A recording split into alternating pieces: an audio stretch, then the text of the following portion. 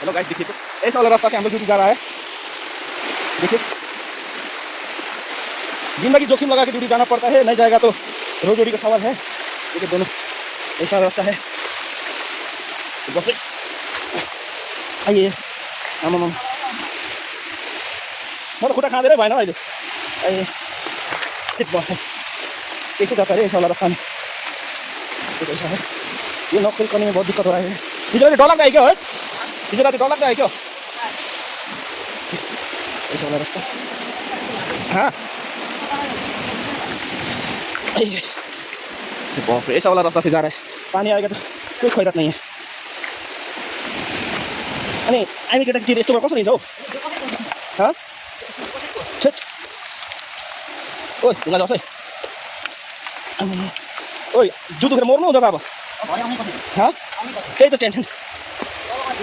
हाँ है, म त भोलि आउँदिनँ यस्तै पारा भने त।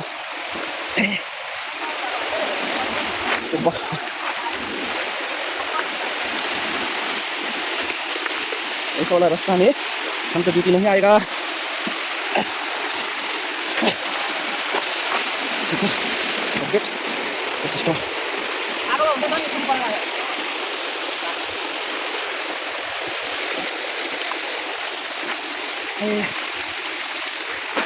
जुत्ता त खतम भयो नि हो।